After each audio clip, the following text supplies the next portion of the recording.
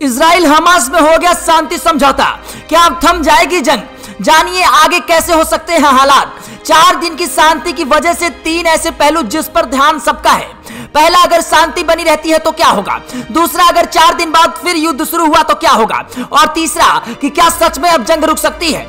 Israel और Hamas के बीच बंधकों की रिहाई का समझौता हुआ है और इसके तहत 24 बंधकों को गाजा पट्टी से रिहा किया जाएगा और जिसमें 13 इजरायली नागरिक भी शामिल हैं। ठीक इस तरह से समझौते के तहत 39 फिलिस्तीनी कैदी रिहा होंगे। इजराइल और हमास ने 4 दिनों तक युद्ध रोकने का फैसला किया है, जिसकी शुरुआत शुक्रवार से हुई है। 4 दिनों में 150 फिलिस्तीनी कैदियों के बदले 50 बंधकों को रिहा करने की योजना है। भले ही युद्ध को 4 दिन तक रोका है, मगर इसके कई मायने निकाले जा रहे हैं। सबसे पहले, शांति होने से गाजा में मानवीय मदद पहुंच पाएगी और जबकि इजराइल को भी हमास से मिसाइलों हमलों से आजादी मिल पाएगी। हालांकि 4 दिन की शांति की वजह से 3 ऐसे पहलू हैं जिन पर सबका ध्यान है।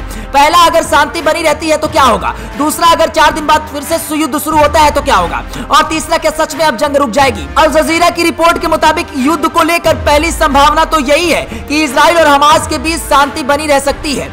हमास हर रोज 10-10 कर बंधकों को रिहा कर सकता है। हमास के कैद में 200 से करीब बंधक बताए जा रहे हैं। इसका मतलब हुआ कि युद्ध 20 दिनों तक रुक सकता है। ऐसे होने पर गाजा में मानवीय मदद भी जारी रह सकती है। हमास को भी बदले इजरायली जेलों में बंद फिलिस्तीनी कैदी मिल सकते हैं। ऐसा नहीं है कि शांति का फायदा सिर्फ हमास को ही मिलेगा, बल्कि इसका बड़ा फायदा प्रधानमंत्री बेंजामिन नेतन्याहू को भी मिलेगा। बंधकों की रिहाई के लिए नेतन्याहू की तारीफ होती रहेगी। शांति की वजह से इजराइल की अर्थव्यवस्था को उभरने का मौका मिलेगा और इस शांति के बहाने इजराइल को वेस्ट बैंक पे अपनी पकड़ मजबूत करने का विकल्प मिलेगा।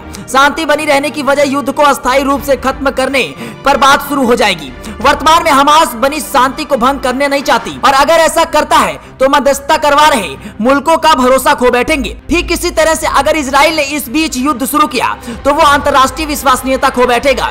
अभी तक नेतन्याहू को इस युद्ध की वजह से कुछ हासिल होता नहीं नजर आ रहा है। किसी भी हाई प्रोफाइल हमास नेता की अभी तक कोई मौत नजर नहीं आई है, जो दिखाता है कि इजराइल का जमीनी हमला उतना कारगर नहीं रहा है। यही वजह है कि अगर 4 दिन तक जब शांति की अवधि खत्म हो जाएगी तो नेतन्याहू को मजबूरन युद्ध की शुरुआत करनी पड़ेगी। अब बात उनकी साख पर आ चुकी है, क्योंकि ना तो हमास को पूरी तरीके से खत्म कर पाए और ना ही किसी हाई प्रोफाइल लीडर को ढेर। और इन वजह से इस बात का डर सता रहा है कि कहीं एक बार फिर से युद्ध की शुरुआत नहीं हो जाए। अगर ऐसा होता है तो मिडिल ईस्ट में ये जंग लंबी खिंच सकती है।